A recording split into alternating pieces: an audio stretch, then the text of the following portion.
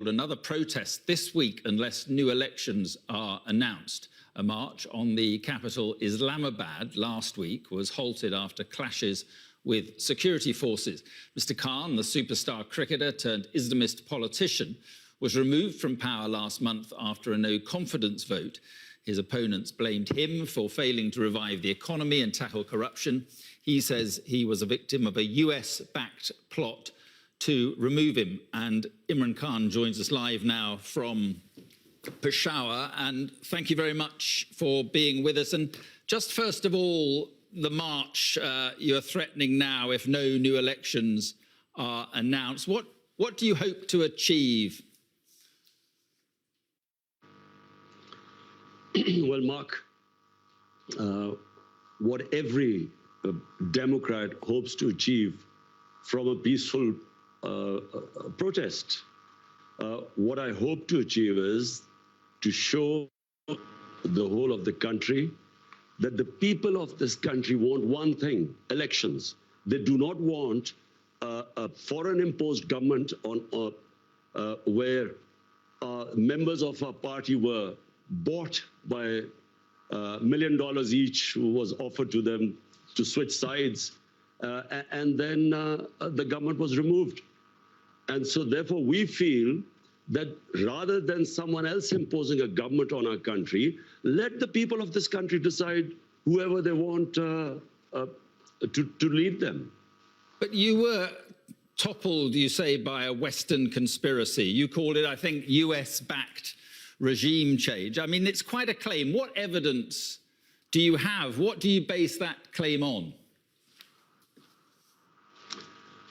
Well, as the Prime Minister, I get a cipher. Cipher is a secret message sent by your ambassadors.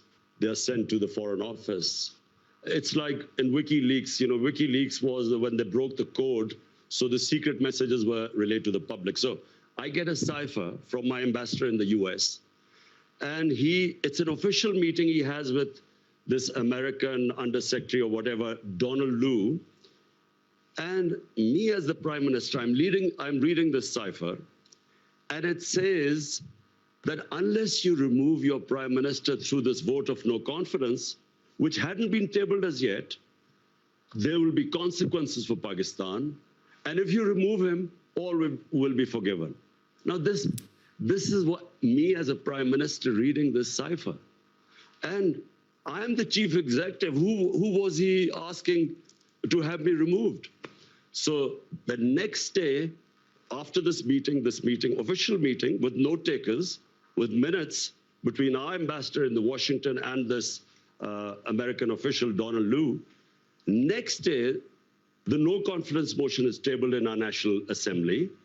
And then members of our party, which I told you were offered these huge sums to switch sides, they start leaving our party. Our allies leave our party.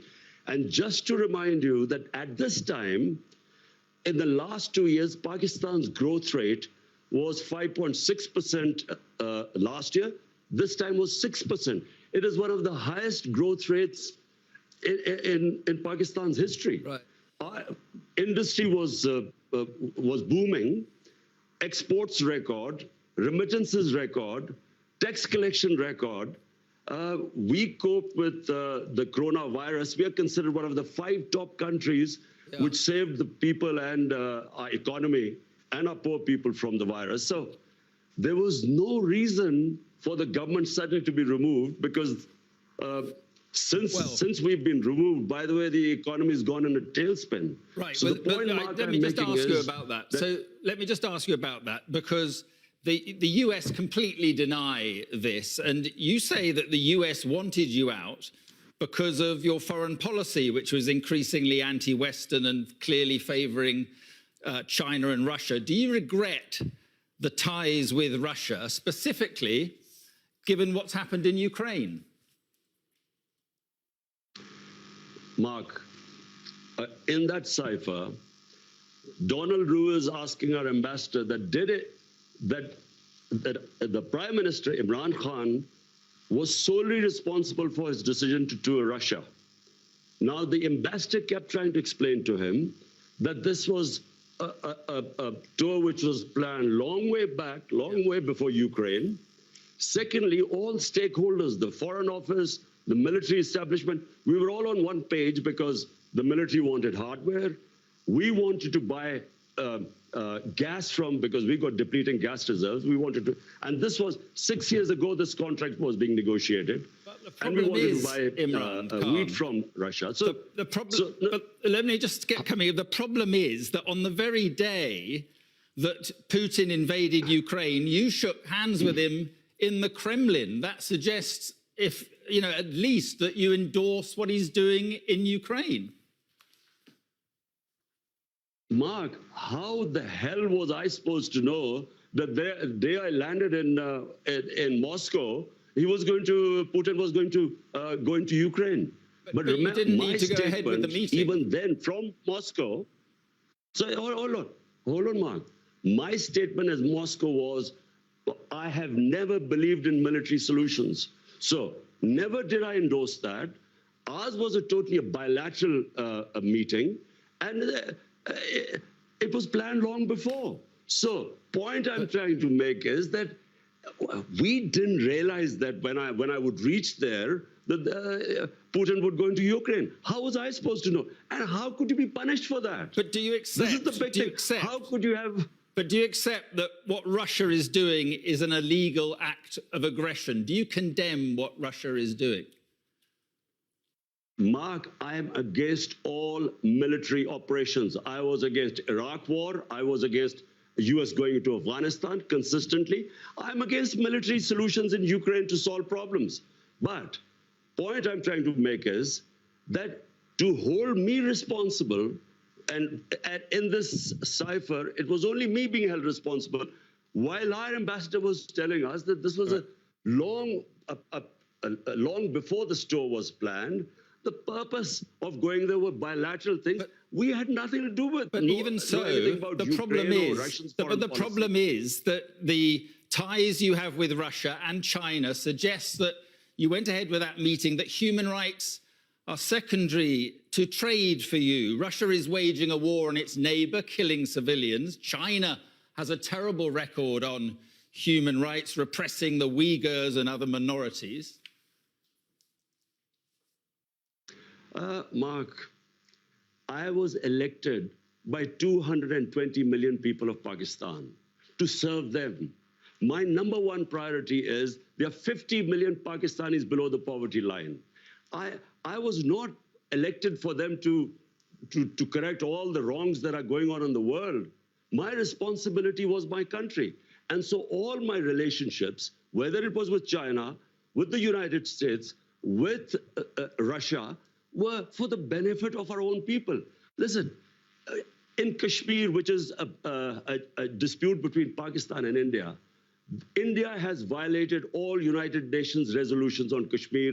They've illegally taken away the right of the Kashmiri people and basically got rid of the statehood. Now, did anyone speak against it? The atrocities going on in Kashmir, 100,000 people in Kashmiris have died. Has anyone condemned India for that?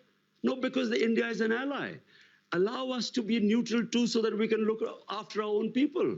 What about Afghanistan? Are you pleased to see the Taliban back in control in Afghanistan? Were you pleased to see the West defeated? Mark, Afghanistan there was never going to be a military solution. Anyone who knows the history of Afghanistan, and the British above all, have experienced 3 wars in Afghanistan. The 3 times they've gone into Afghanistan in the 19th century, twice in 19th and once in the 20th century. There was never going to be a military solution. People like us who kept saying that this is not, you will not solve Afghanistan problem by bombing them or sending your military, we were called pro-Taliban.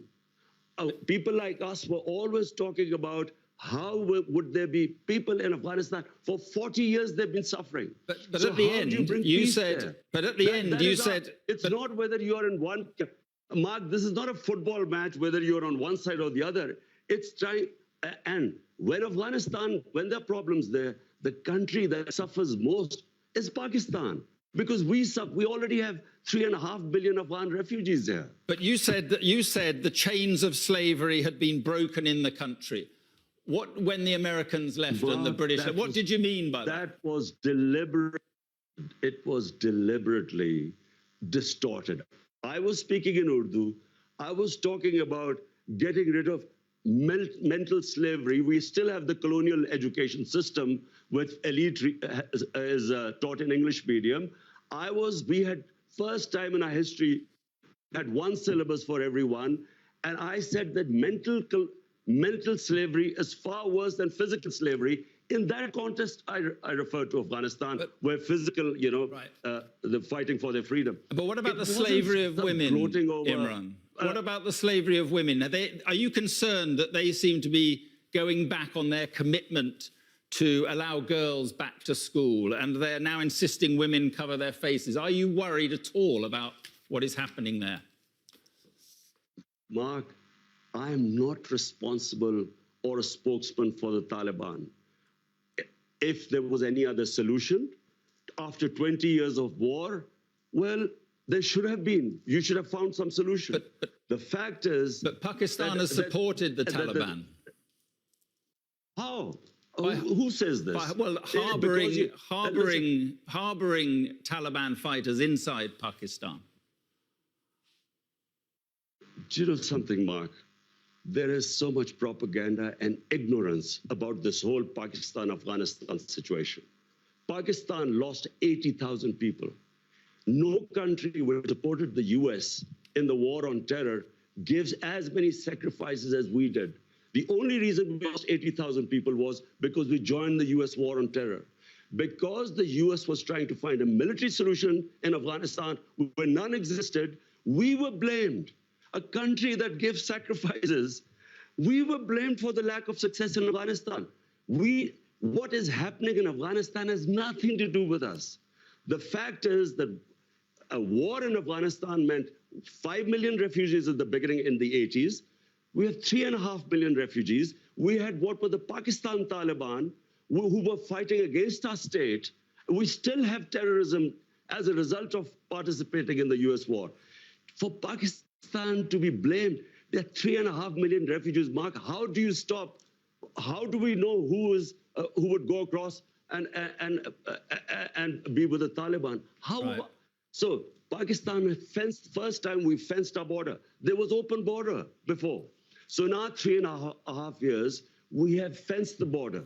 But please do not blame Pakistan. Pakistan is the collateral damage of Afghanistan. Okay. Just finally, on the elections you want, do you think that people power, you're talking about 2 million people, do you honestly think that people power can take you back to power? I'm not going to... I'm not showing the 2 million people coming out in Islamabad so I would get back into power. All we are saying is that there are two problems. One is that this is an imposed government through a regime change by Washington. Number two, they're criminals. 60% of the cabinet is on bail. The prime minister and the chief minister were about to be sentenced when they were made the chief minister and prime minister. It's an insult to this country. All we are doing is peaceful protest. Okay. We feel, let the people of Pakistan decide who they want to elect. Let's not have an imposed government from outside. Okay. Well, as I say, the Americans deny that. But listen, Imran Khan, thank you very much for being with us this evening. Thank you. Thank you, Mark.